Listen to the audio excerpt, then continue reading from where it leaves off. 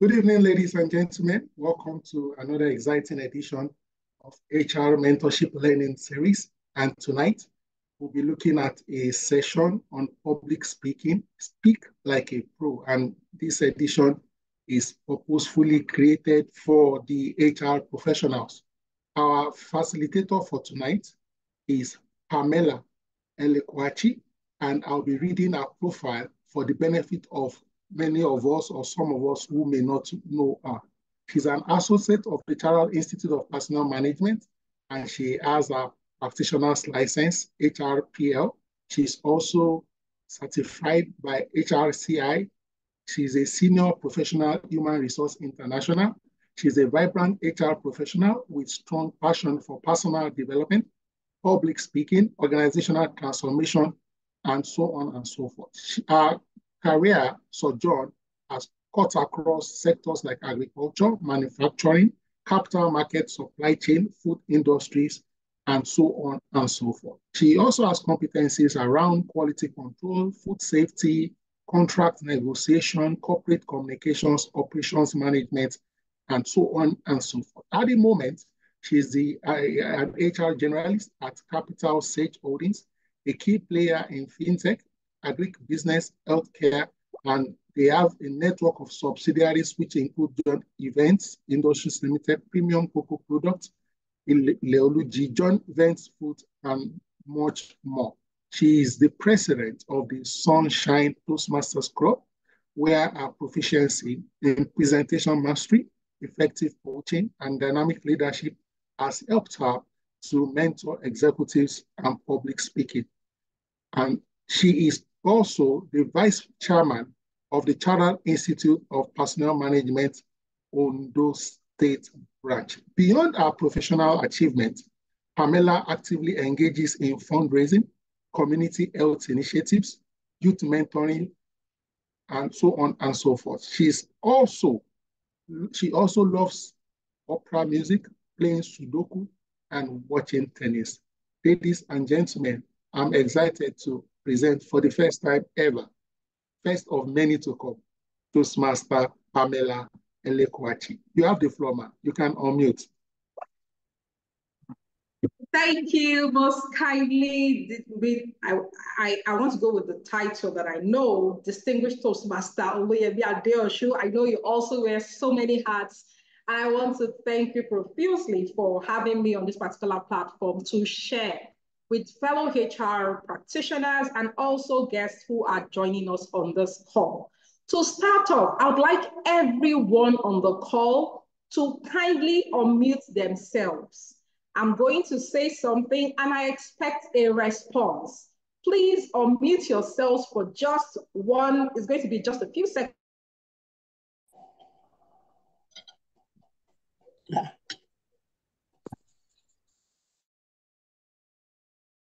You need to unmute Toastmaster Pamela. Mute? All right. So kindly confirm that everybody is unmuted and ready to respond to this particular statement that I have. Are we ready?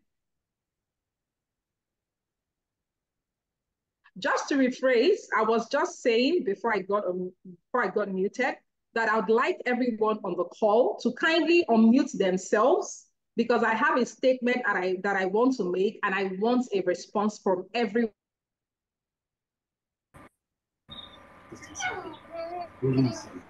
Toastmaster Pamela, you need to pay attention to the mute button. The process of getting everybody to unmute is changing the admin settings. So by allowing them to unmute, you are muted. So pay attention to your mute and I will have to lock everybody back again. After that's fine. Okay. Yes. Okay. Can I go right now? Yeah. So many people are unmuted. You can proceed. Okay. So let's go. Story.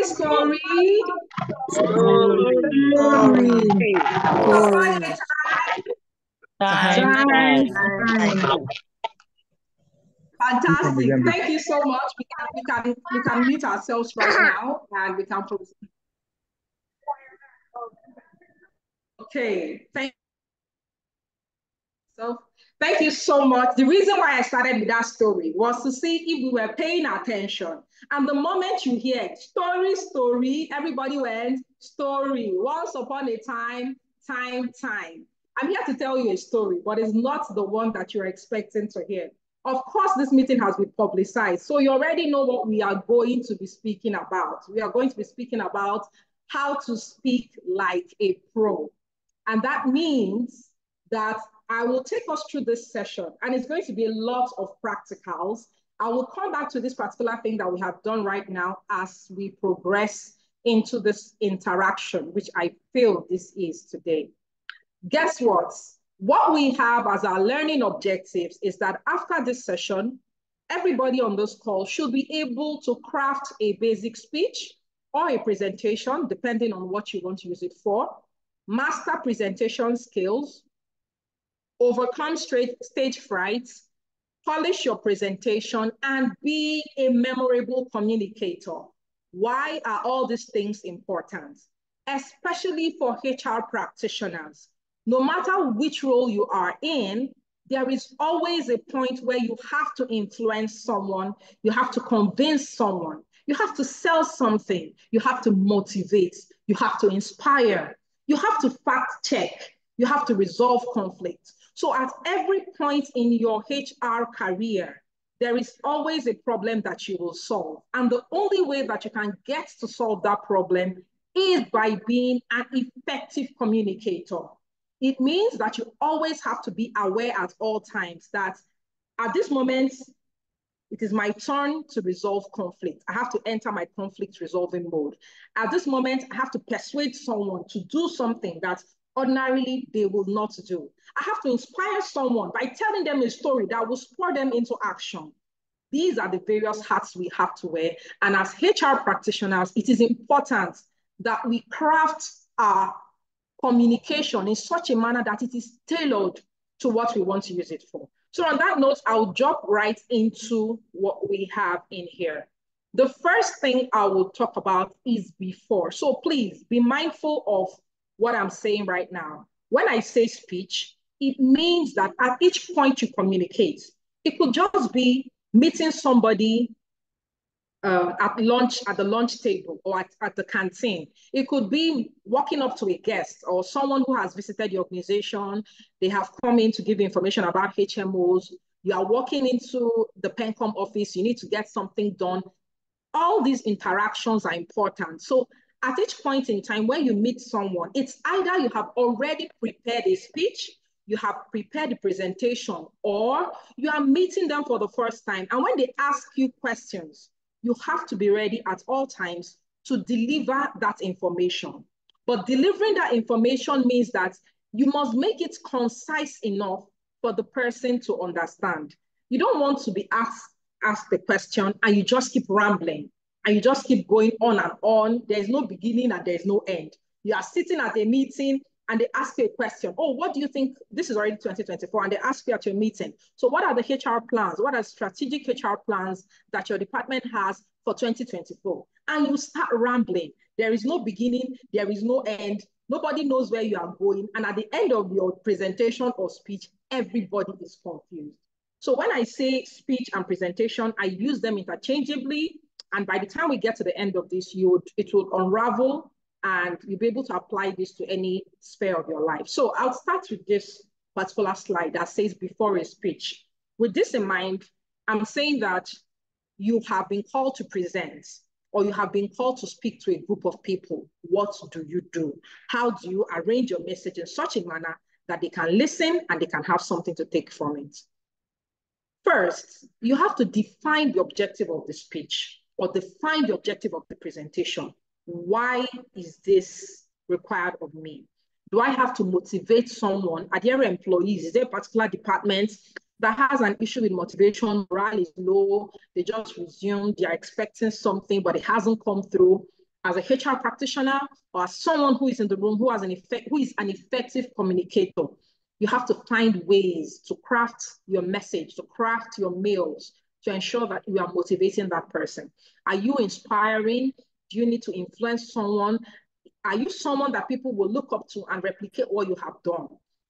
So if you feel you are the one who is always having to arrange attendance or work on the attendance, and yourself, you are not even coming in early enough, how are you going to be able to influence other people?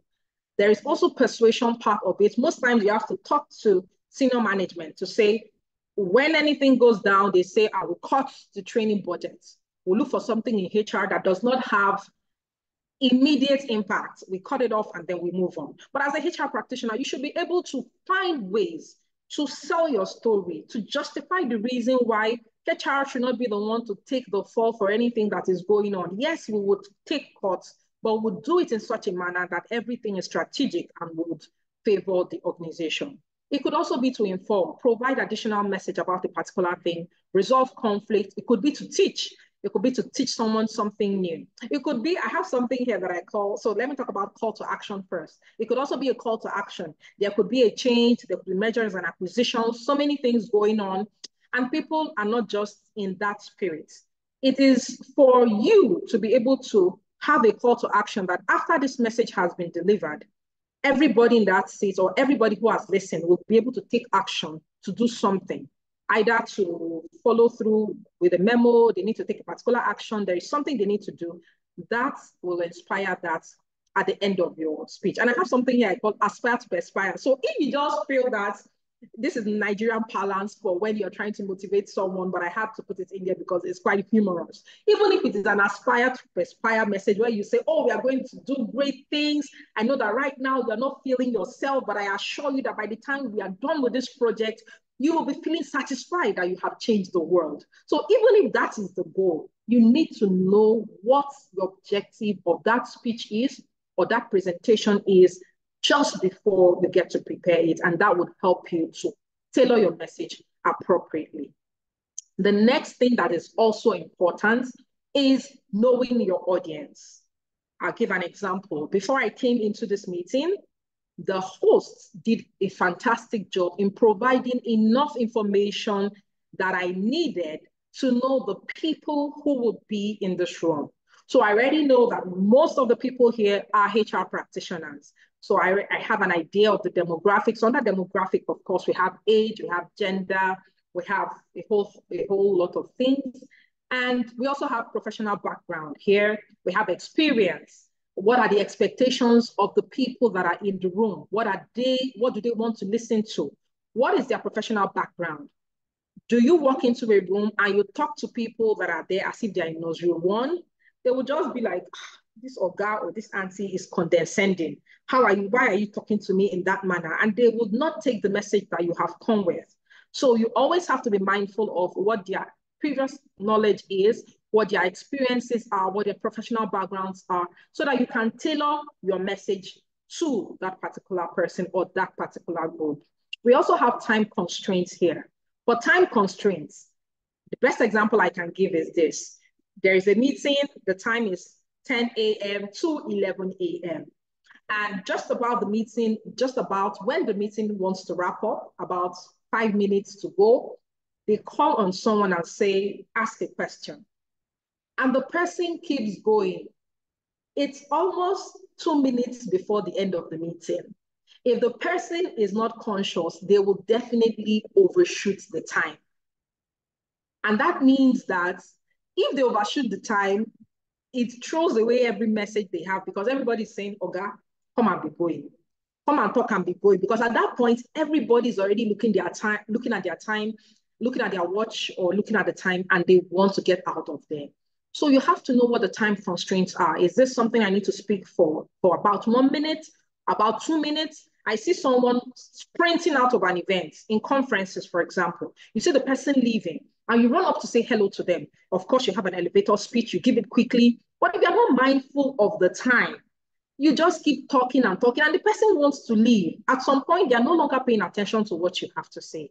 And that is why it's important to know what are the time constraints before you get to speak. So these are just a few things. There are more of this, but knowing your audience and tailoring your message is very, very important.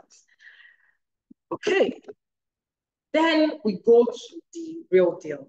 So please go to the comment section right now. I want to hear what your own particular expectation for this presentation is. So when you saw the slide, either you saw it in the HR mentorship group or you saw it on someone's status and they said this. Hey, let me see. Someone is saying I cannot hear anything. Please Kindly proceed. confirm that. Pamela, please proceed. Please proceed. I'm the only one that can stop you. Please proceed. Lisa, thank you. So please, I want to see activity in the chat box. Go to the chat box and type what your expectations are.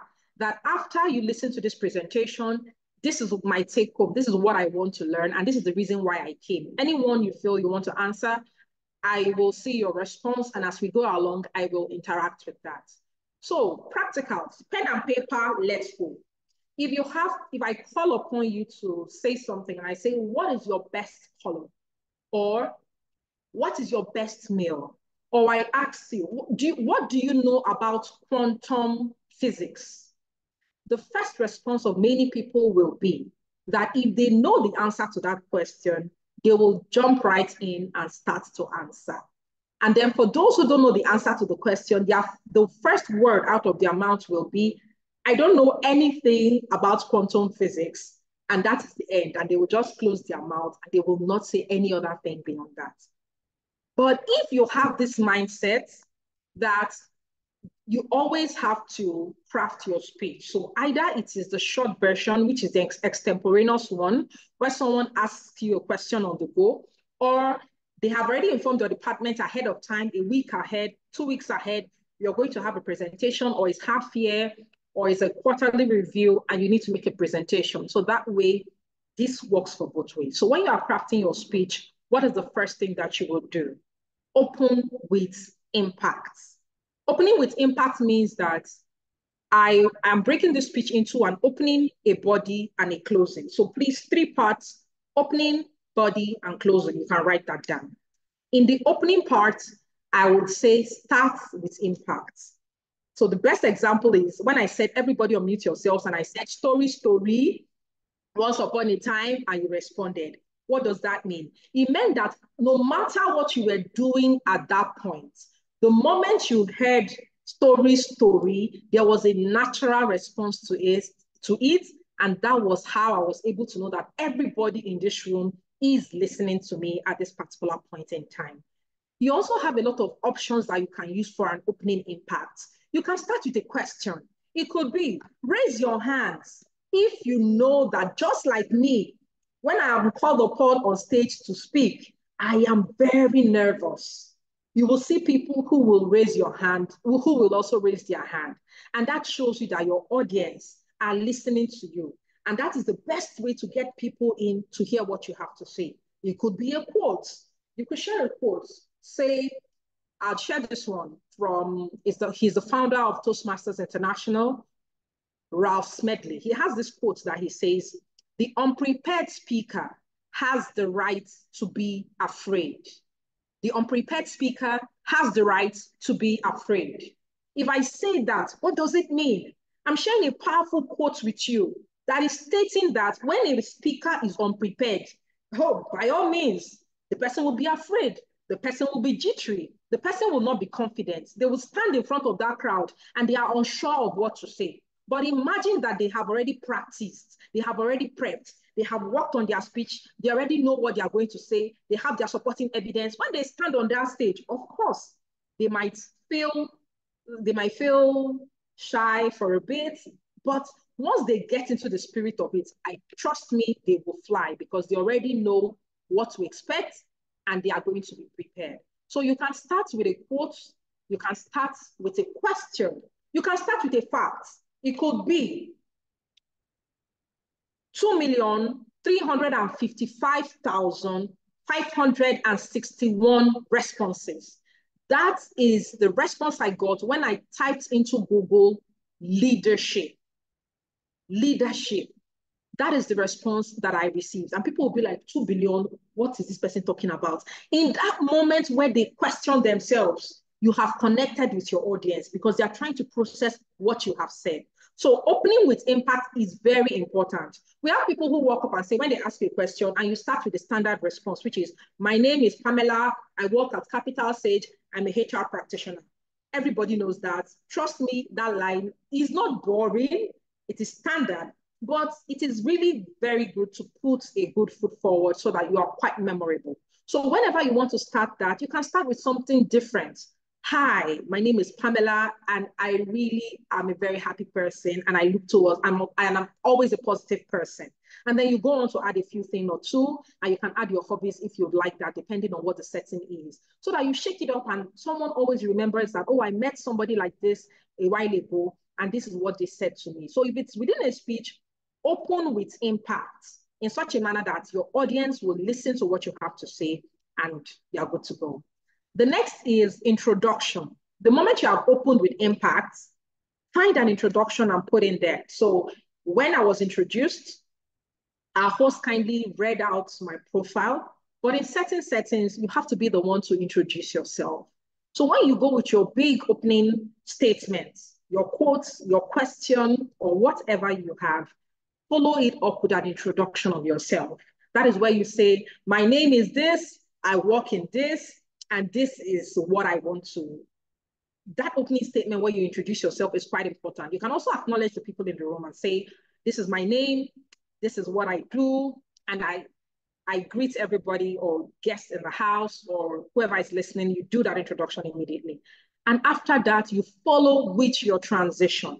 So the transition is what we tie your opening statement to the rest of the speech or the rest of what you have to say. Please confirm for me that we have gotten this part where I talk about opening, which is just broken into three: open with impact, introduce, and do a transition. It can work for a speech, it can work for an introduction, it can work in a meeting room, in whatever setting you want to use it. This is the go-to for crafting your speech. I'll run over to the next slide. And here, this is talking about the body of your speech. So I just have a framework here that says body, and it means, and it's just saying organize your content. It means that when you're organizing your content, try as much as possible to make it, to give it a good structure. When it has a good structure, it's easier for people to follow you. You have introduced yourself, you have said what you do, and you have introduced the topic. It could also be the topic to say, oh, I'm here to speak about presentation mastery, or I'm here to speak about performance management plan, or I'm here to speak about compensation and benefits and what you can do to be able to get the best, or what you can do to be able to get the best out of our HRIS or the HR system that we are currently using. That introduction works just fine. But when you go to the body of your presentation, it is best to break it down. So I'd advise, you can break it down into two, you can break it down into three. If I have a main point one, main point two, and main point three, it is easier for me to organize my speeches or what I have to say under this. So let's go, let's just take an example. Okay, I want to look at those that I have, what I have in a chat box quickly. Okay, these are mostly introductions. All right, thank you. So if I choose a topic and say, we are speaking about presentation, okay, we already talking about presentation, so let me choose something else for HR practitioners. So we're speaking about performance management system. So if that is my main topic, I then choose something and I break it down into three. And I want to see how to help people to navigate the system, learn what to do, how to set their OKRs. So I can say that my main topic one, when I go into the body of that content, is to say that yes, we are here to speak about performance management, but I'm also going to break it down further into these three parts. And the three parts are this. The first one is setting your KPIs within the departments. The second one is getting approval from your line manager and agreeing that those KPIs works or those KPIs are appropriate for your department. And the last one is that after you get those approval, the last one is now carrying out your appraisal on the system. When I have these three things like this, it is easier for someone to follow. And then I come back to my main topic one, and I say setting OKRs. And then under setting OKRs, I can now start speaking about, you have the option of either using KPIs or using OKRs, depending on the system. And then I can drill down because I have given them other branches. I can say for KPIs, this is what you do. For OKRs, this is what you do. If I need to provide evidence for that particular subtopic, I can still go further to say, this is an example of a KPI.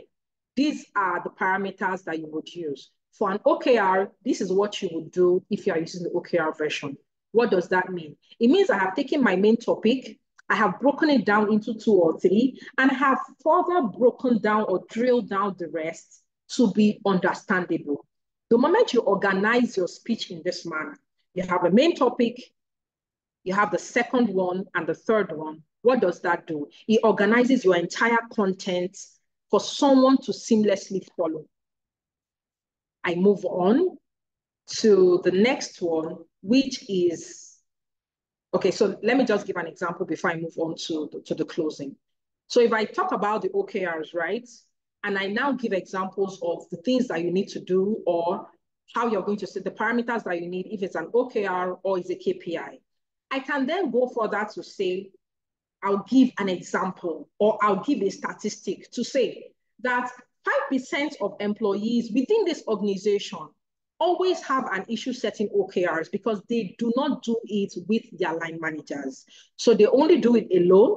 And by the time the line manager goes through it, the person might not approve because it's not appropriate or it's not enough or they are not measuring the right things. And then they have this back and forth. So when I say that 5% of employees or 50% of employees within this organization always have a longer time crafting or setting their appraisals or setting their performance, setting up their performance appraisals on our HRIS, it means that people now have a number that they can associate with it and it's easier for them to follow. So the charge is that at each point you have your main topic, your subtopic, provide an evidence, or you can also do storytelling.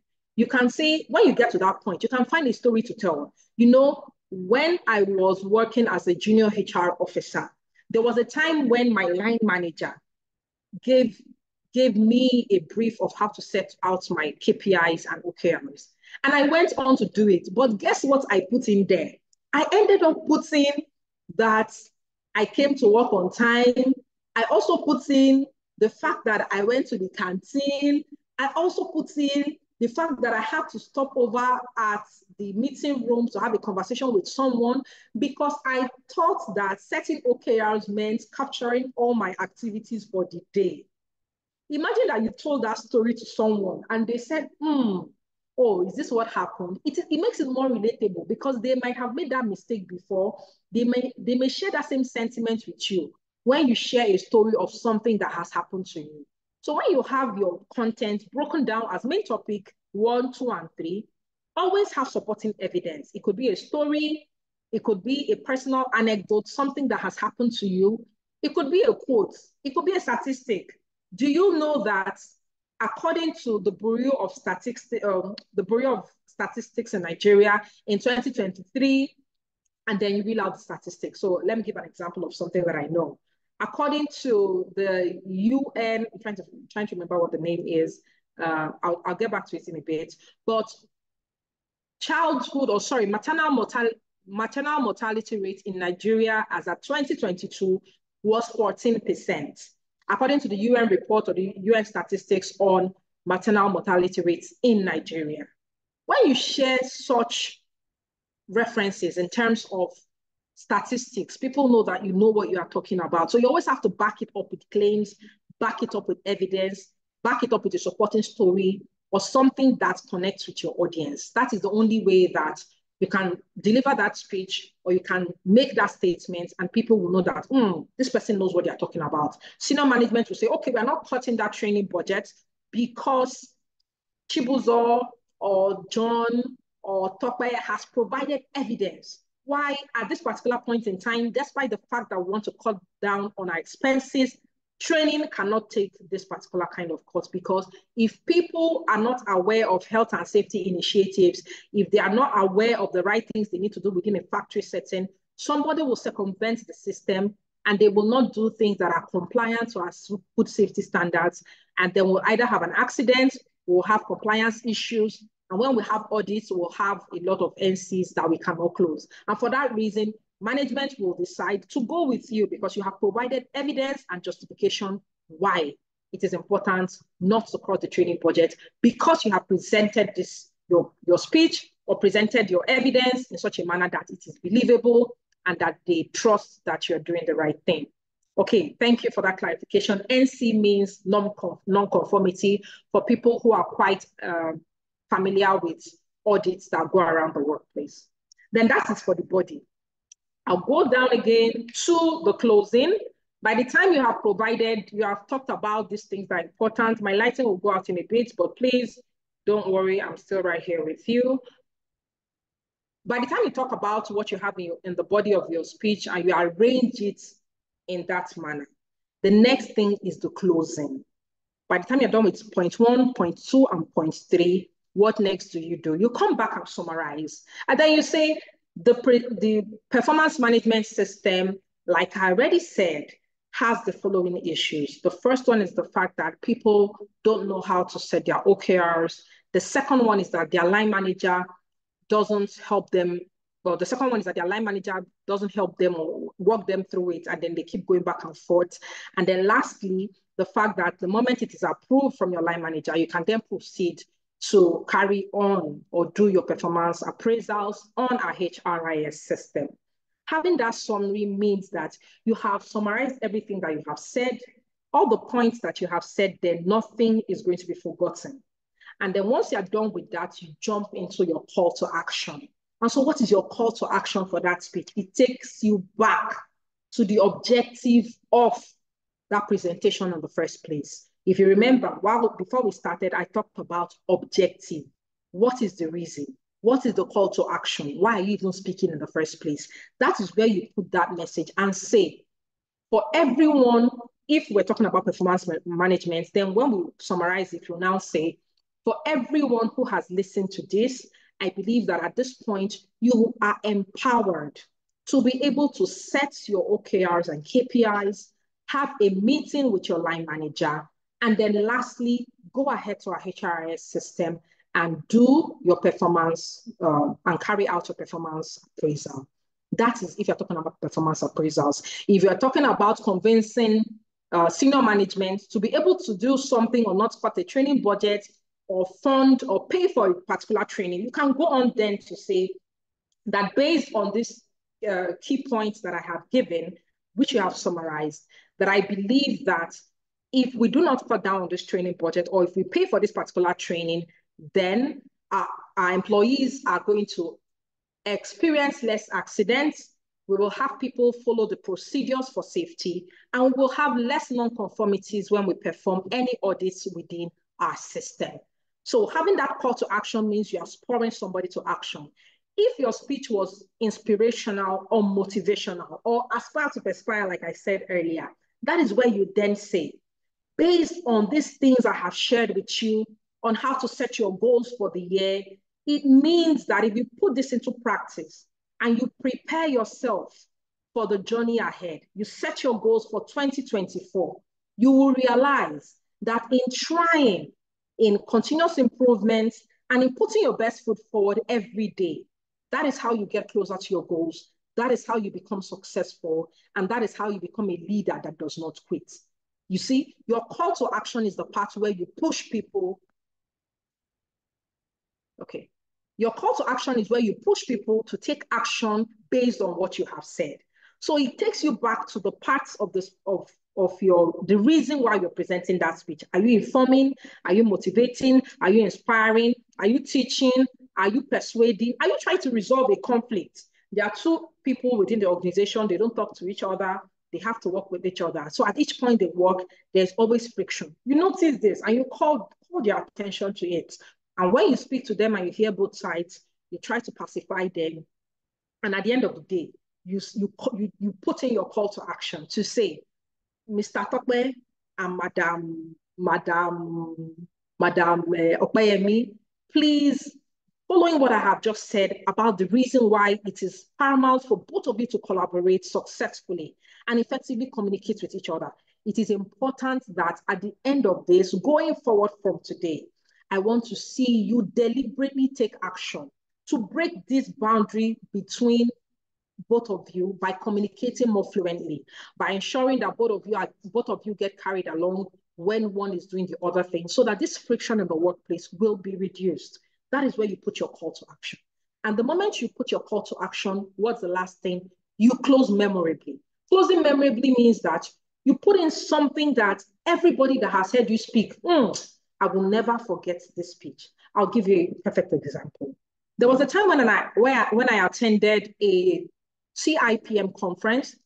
Most of you might be familiar with CIPM, Chartered Institute of Personnel Management of Nigeria. I attended a conference that was maybe in 2009 or 2000. Oh no, that was way earlier than that. I can't recall the year. But it was when RDJ was still alive. He was a CIPM member. I don't know if he was a member at the time, but he used to be a Toastmaster, Richard Dio Johnson. Yes, that's his full name. So I had attended this conference and he spoke. I did not know who he was before that presentation, but I recall that when he was speaking, there was a particular activity that he did. I think he held up something and he said, who wants this money? I think it was money he held up, but he held up something and he said, who wants this? And everybody said, me, or everybody said, I'm the one. And nobody stood up. But guess what? A lady from the crowd, this was an ICC, she ran up to the stage and she grabbed it. And in that moment, he taught a very powerful lesson that yes, we could all speak. We could all say something, but if you don't take action, then all your good works are dead. So I never forgot that particular impactful speech, and it stayed on with me. Much later down the line, thank you most kindly, Richmond Dion Johnson. Thank you, Omoba, thank you for that. I just go with RDJ so long that I don't recall what the actual name is. So Richmond is the name. And he used to be a powerful and prolific speaker. I didn't know who he was at the time, but just that interaction alone was what made me encounter him and what made me know him. And at the time when he had also passed, I came across his name and I said, no, I know this person from somewhere. I know this person from somewhere.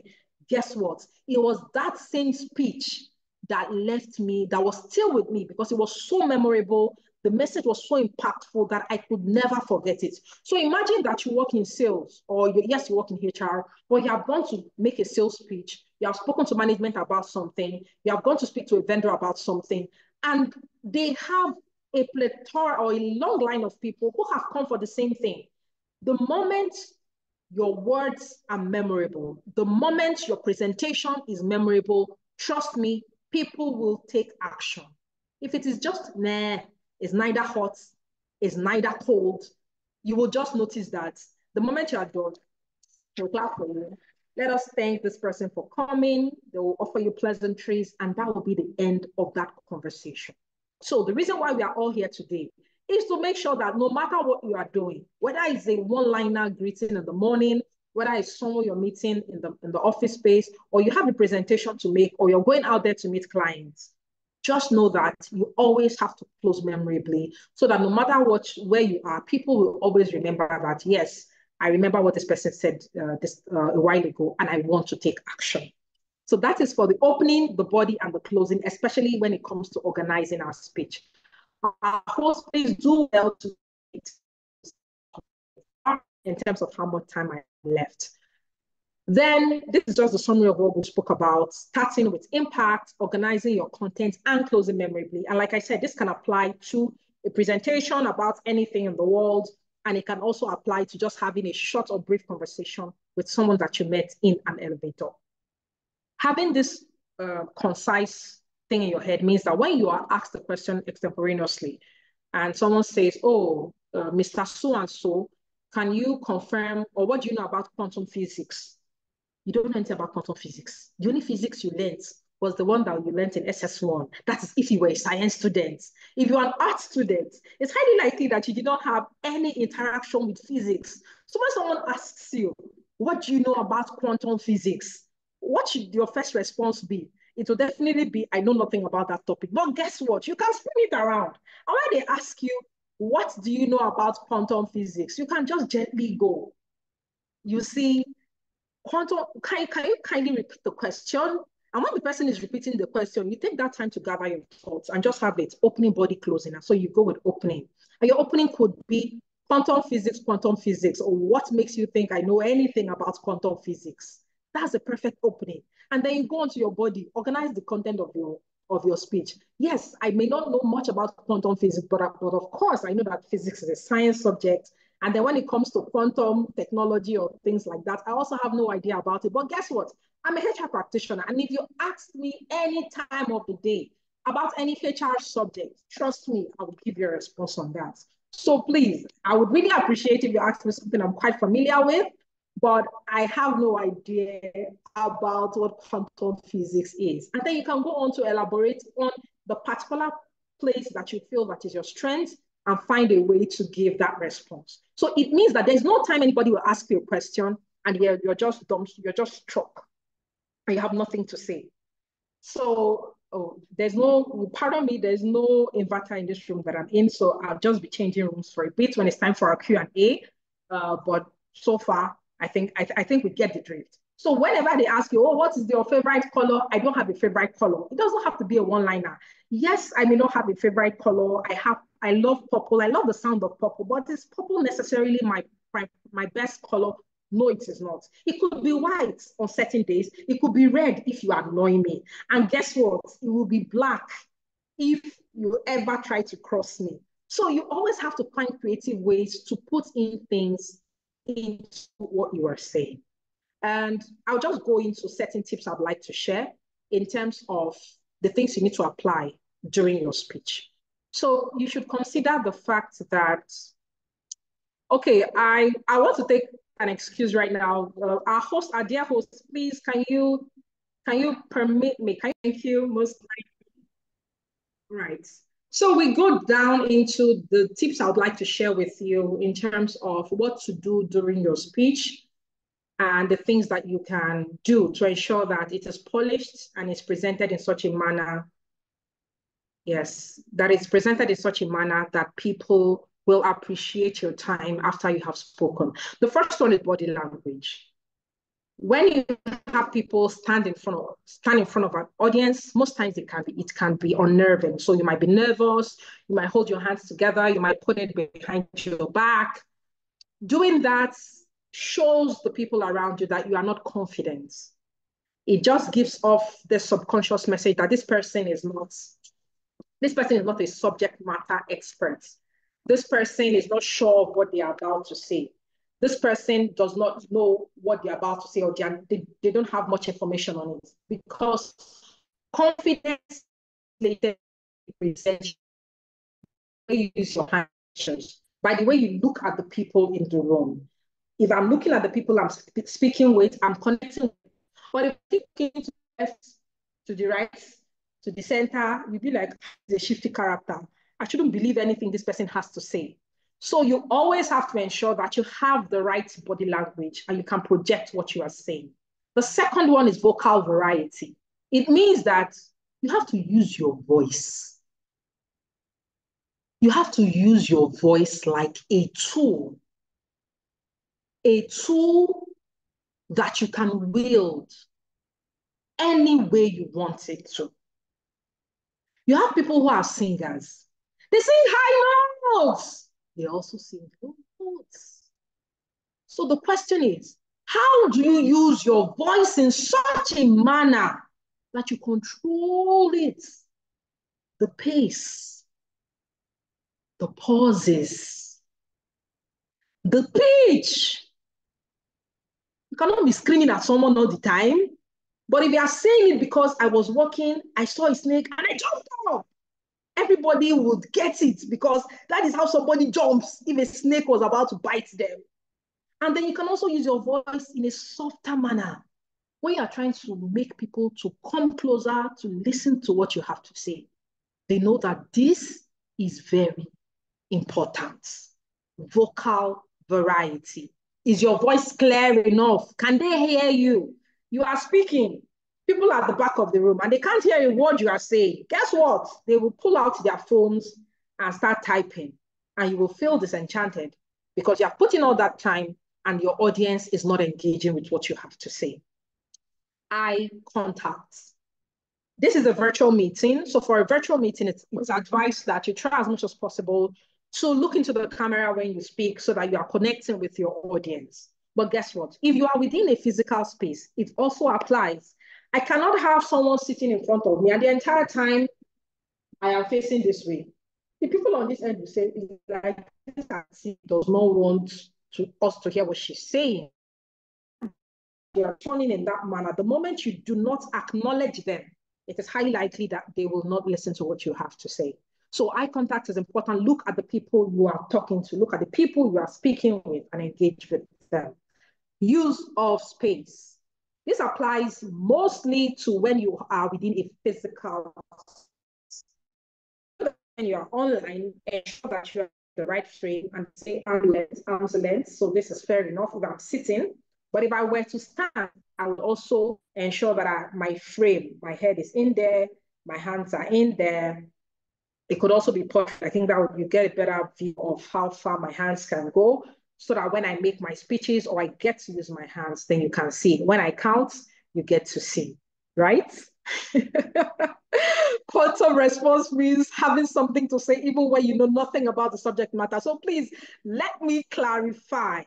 I'm trying to say that you always have to ensure that you are not speechless. That is the word. That's the right word. So you can acknowledge that you don't know something about the subject matter, but please, when you receive a question, always acknowledge that question and always try to provide a response. It does not mean that if you don't have the right answer or someone stops and asks you, please, what's the way in Canada? And you start pointing, go left, go right, and the person ends up in Ojo Elegba, I will not be held responsible. So please acknowledge the message and always ensure you have something to always ensure you have a response. It means you respect the person who has asked that question, you acknowledge them, you acknowledge their time, and then you give them feedback based on the question that they have asked you. So that is the reason when I say, well, yeah, like, but I really like this option, quantum response. So thank you, Kenny. I don't know if you're male or female, but thank you for that.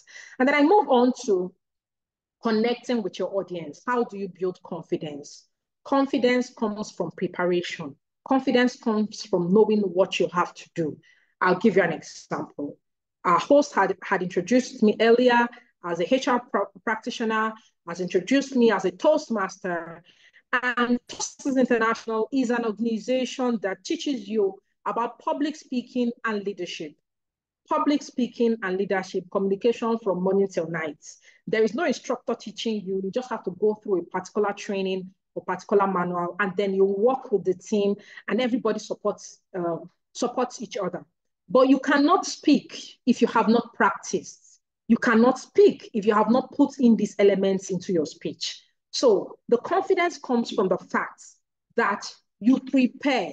The confidence comes from the fact that you have put in the work. You know your statistics, you know your quotes, you know the questions you want to ask, you know the response that you're expecting from your people, you know their pain points, and you know what you want to address.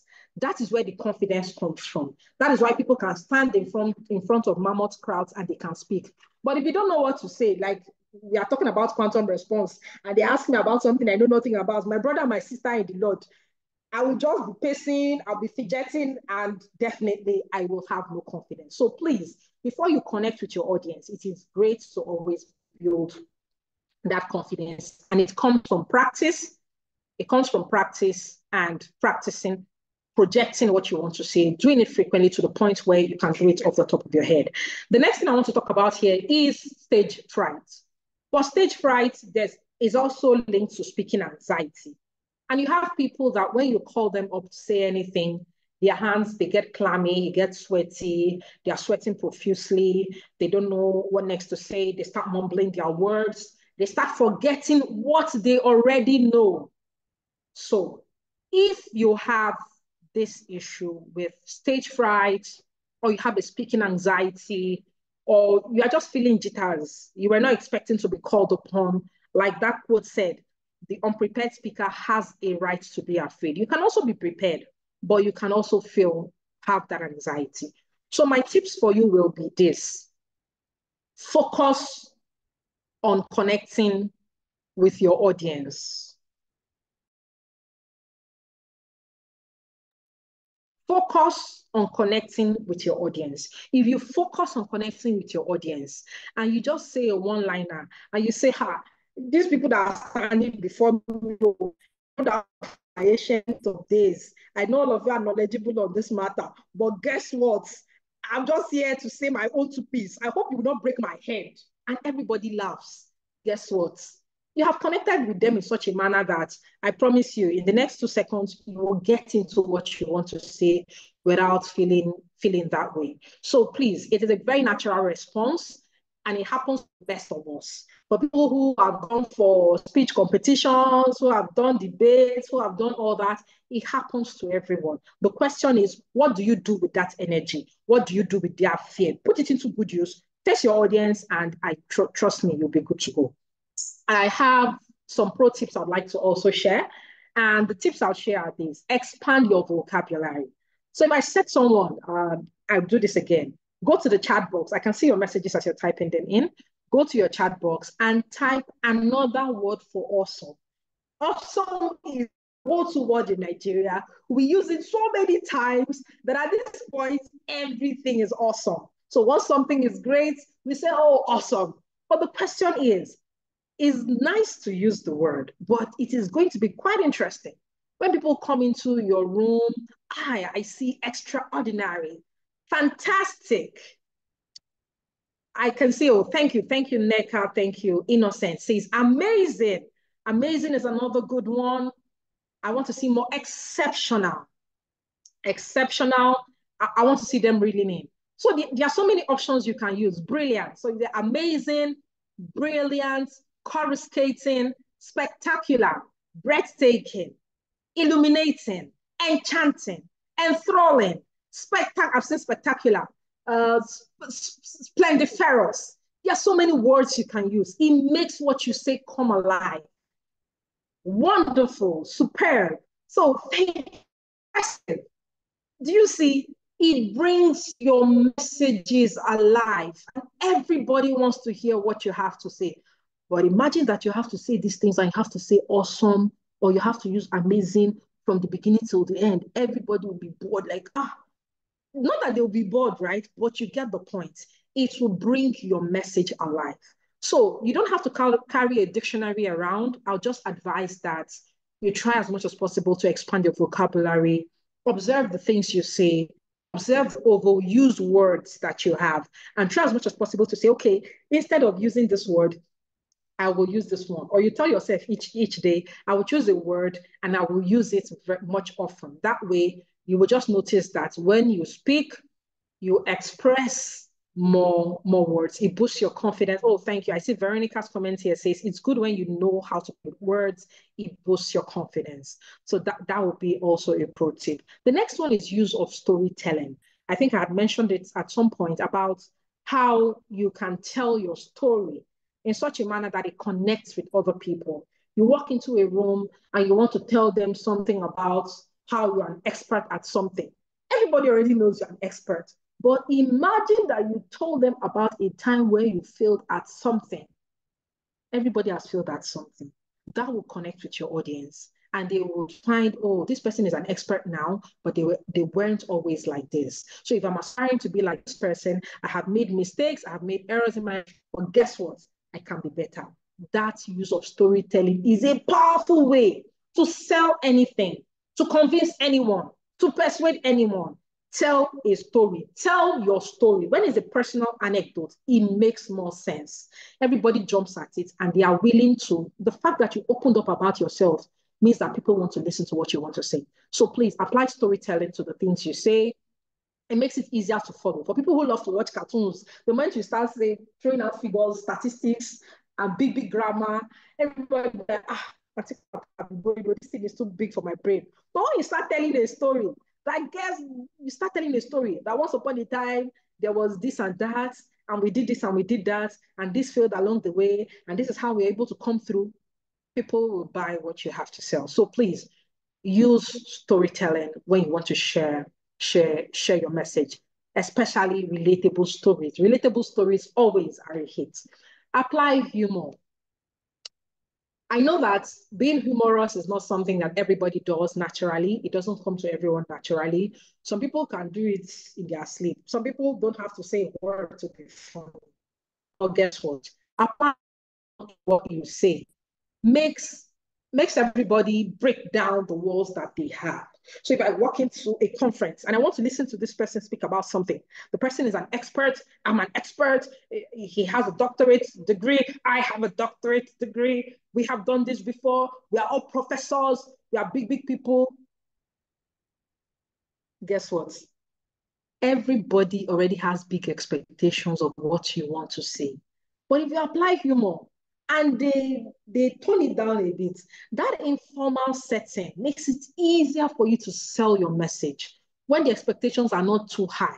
When everybody has relaxed and said, okay, we are not in fighting mode, we are here to learn, we are here to listen to you. It means that you will definitely have more to say. It means that your audience will connect way better with you than when you just have that official outlook. There's no humor in what you have to say, and they are just forced to listen, and everybody's rigid, and nobody can laugh, and it's too stiff.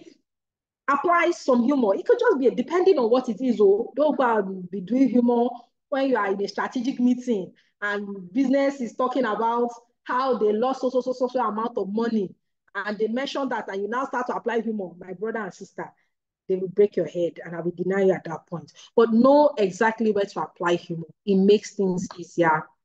It makes your words slide off your tongue, and it makes your audience connect better with you. The next advice I have is to use literary devices. So literary devices are the things like metaphors.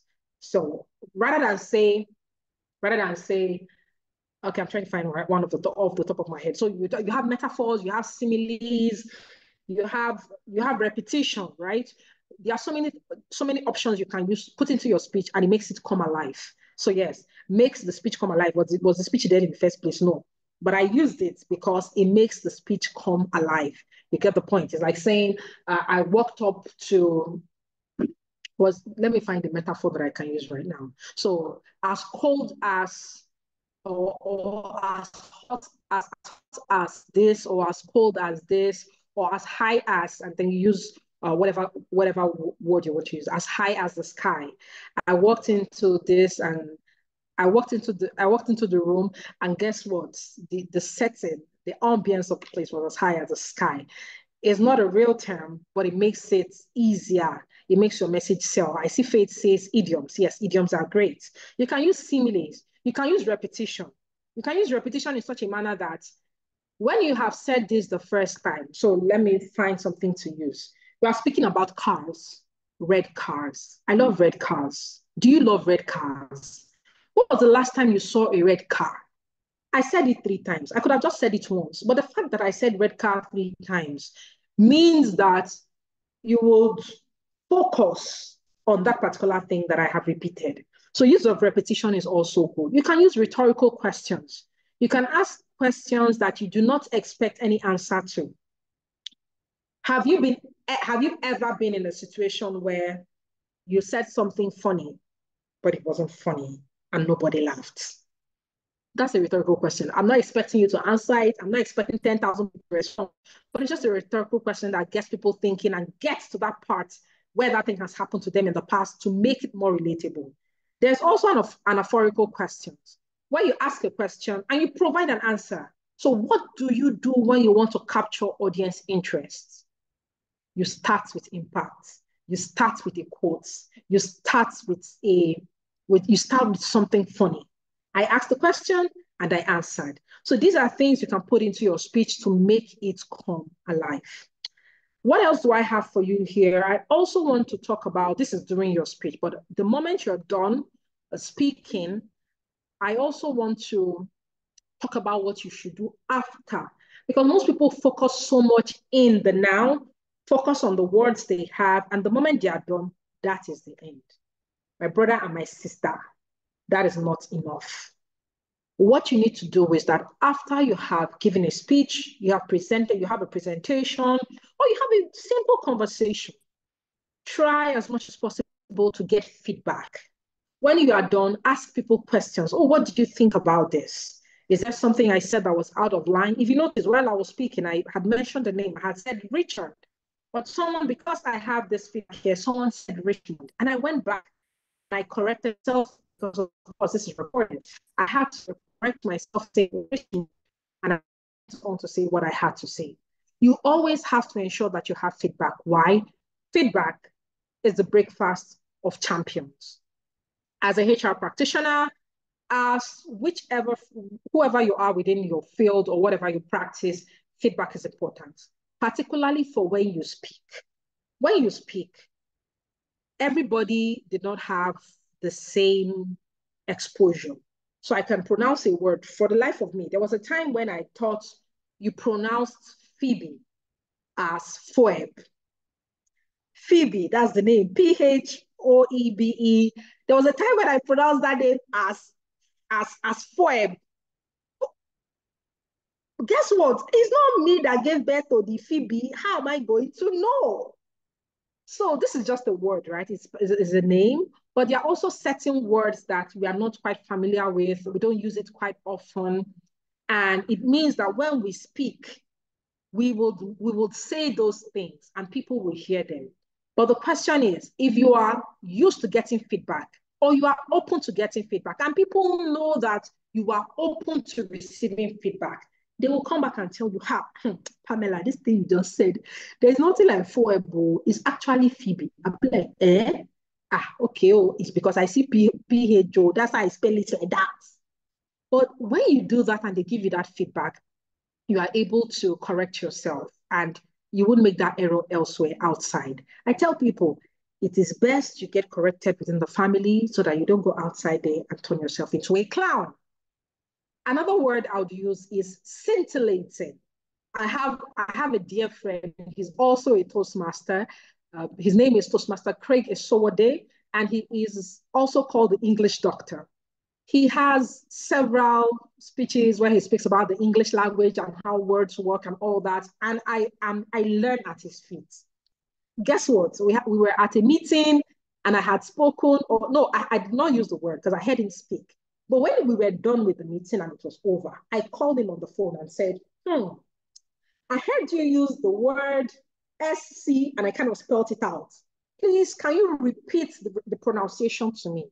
And he said, oh, that's one of the tricky words. The word is scintillating, not scintillating, my brothers and sisters. I said scintillating. He said scintillating. And I said, wow, I learned a new thing. And then I was watching a program on TV and I heard the same word pronounced in that same manner. So will I go outside tomorrow and say, that lecture with Pamela was scintillating? I will not say that. So it just means that when you speak, it's great to get feedback. Feedback about the way you use your words, if you were easy to understand, and also the content of your speech. Because you could have been doing quantum response. We have agreed on what quantum response is. You could have been doing quantum response and you were going off key, you were going off a tangent, or you were saying the wrong thing. And if you do not get feedback about why what you said was not the right way, why what you said is not culturally correct, why what you said is not what you should say in 2024, especially relating to DEIB issues, so diversity, equity, inclusiveness, and belongingness. The reason why those things are gender biased, the reason why it's racially profiling. If you do not get that feedback, my brothers and sisters, once again, you will go out there and you will disgrace your village people. So please, it's important to always seek feedback. Mine was I don't want to go. Okay, I will not pronounce the word. I think it might be marijuana. I don't know, but please, if you know it, please teach us. So it is quite important that you seek feedback after you speak, especially if you are open to receiving feedback. It helps you to get corrected so that you can move on. Then keep practicing. Practice, they say practice makes perfect, or practice ensures that you are always prepared. Practicing means that you do that thing repeatedly And how do you do it repeatedly? You do it repeatedly by ensuring that you put yourself forward. You are in church, they ask a question, or they say, bring out your Bible. Turn to Matthew chapter 5, verse 5. Yes, you have a Bible. Yes, you have opened it, but you cannot read it. Why? Because you have already started judging yourself. These people, these church people, they will say my voice is not loud enough. They will say I sound like a cockroach, or I'm feeling anxious. I have stage fright. I cannot speak in front of people. I cannot speak in front of people. I cannot do this and that. And then you don't read it. Well, you were the first person to get to that verse because you do not practice. So any opportunity you get to practice speaking, take it. If they ask a question and you know the answer, raise your hand and answer. If you are in a meeting room and someone is saying something that you do not quite understand, ask a question. Do not just stay there and just be there for the being, just be for the sake of being. Always ensure that you are putting yourself out there. Yes, you will take a few hits, but you can only learn by doing. You cannot learn by just constantly consuming information. If you do not practice, you will just notice that all the things you learned, all the skills you learned is sitting down there, is redundant, is becoming cranky and crusty because you are not practicing. So any opportunity you get to speak, take it. They ask you a question, answer. You don't know the response, you can try to quantum response, but please ensure that what you're saying is factual. If you do not know, please own up to the fact that you don't have much information about that. I will get back to you on this. I will consult with my line manager.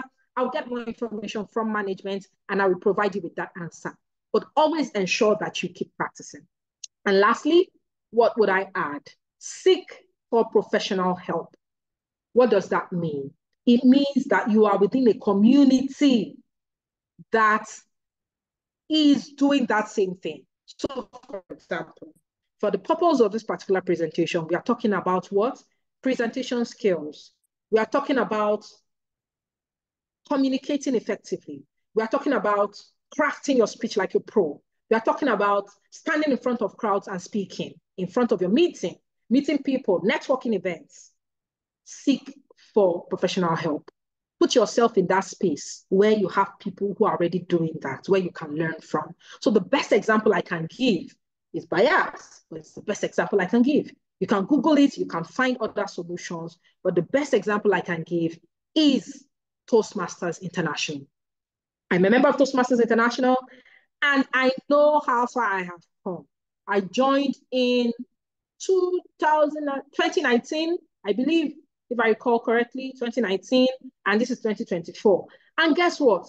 I have gone on to learn what it means to be a speaker, to be a public speaker, and to also be a leader, because you learn by doing. You learn by speaking. And what does this group offer? They just say, choose the pathway that you want to do. Oh, I want to do dynamic leadership. I want to learn presentation mastery. I want to learn I want to do innovative planning. I want to learn strategic relationships. You choose whatever you want based on what they have to offer. And then you start learning the 5 levels. It starts with how to present a speech, how to craft a speech. You speak about yourself, and then they start adding layers to it. You have to research something. You have to do presentation. You have to interview people. You have to do a panel session. They give you several options. And each time you are practicing, you speak, they give you feedback on the spot. They'll tell you, oh, I like the way you were able to use this. I like the way you use this particular phrase or this particular word. I like how you're able to project your voice. I could hear you clearly. But I would have loved if you were able to do this, and this. And they now tell you the things that you did that were not so great. They now tell you, oh, the way you structured your speech. At the point, I was confused. I was wondering if you were talking about the solution or the problem at this point. And they give you that feedback on the spot. The moment you get that feedback, what do you do with it? You go back to your speech, you refine it, and you come back again. So you keep learning. It's a cycle. You keep learning. You keep coming back. You keep improving. And that is how over time, they can call you on the spot. And trust me, you will be good to go because you have done this over time that it becomes, you have muscle memory of how to speak on the spot.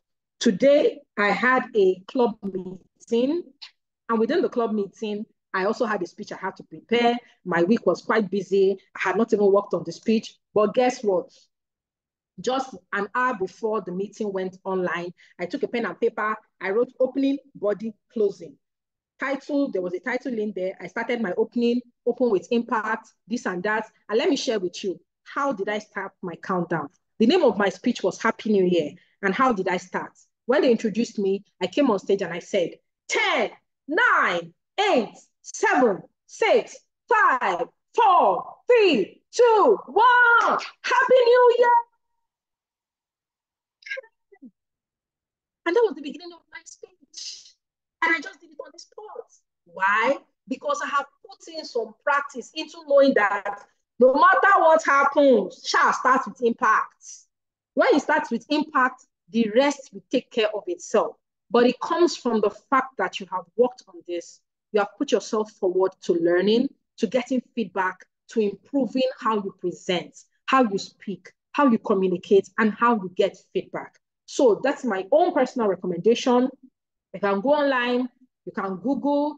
It's a 100-year organization, and they are doing well in terms of where they are. Yes, you have just Google Toastmasters International, put it in the club section.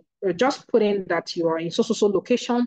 It will find you a club in your city, and they are also everywhere in Nigeria. They are in all the states, I believe, in most of the states in Nigeria. You'll be able to find a club that will attend to your needs. You mustn't even be a Toastmaster in terms of being a member, right? You can also approach a Toastmasters club to say, can you come to my organization and have a program? It's called a Speechcraft. They can run a 6-week program for you and members of your organization, where they teach them basic ways of how to speak, how to project, how to communicate, and all those things. And you get it for a fraction of the cost. If you decide to join as a member, that's fine. But you also know that trainings on communication, on leadership, on public speaking, they are expensive, right? So signing up for a Toastmasters experience or signing up for any organization that is into public speaking, that is into leadership, is also a great way to grow yourself. And so, on that note, my people of the Lord, I have one more thing to share before we leave this room. The use of filler words. The use of filler words. That thing is a pandemic that has swept up the Nigerian space. It's not only Nigeria, it happens everywhere around the world. So please pardon me. But the use of filler words, these are where you use, I want to speak, and I say, you know, my name is Pamela, and you see, I'm a HR practitioner. You see, I live in those states. You see, the moment you start using filler words, it takes away from what you want to say. People just feel that you're not confident enough. Meanwhile, you are a subject matter expert, you are certified, you have CIPL, you have SPHRI, you have GPHI, you are a professor, you are this, you are that. But guess what? The moment you speak with ums and ahs and filler words, people subconsciously will disconnect from what you say. They will start discrediting what you're saying. They'll start poking, this person is not confident. That's not it. It is the filler words that are in there. But guess what?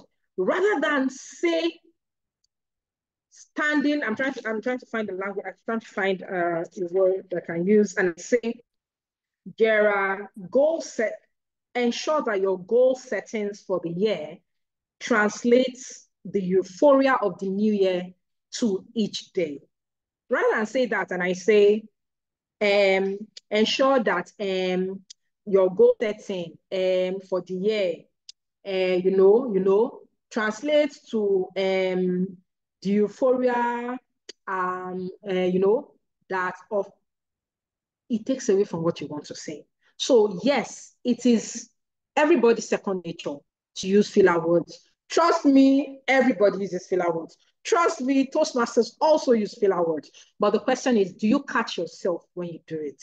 The moment you are aware of it, you will notice that rather than speak immediately, because that happens when your brain is trying to speak faster than your words, than your lips are speaking.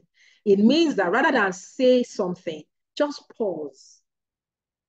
Just pause.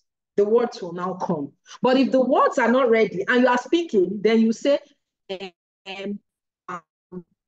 um, you know, get, you mean,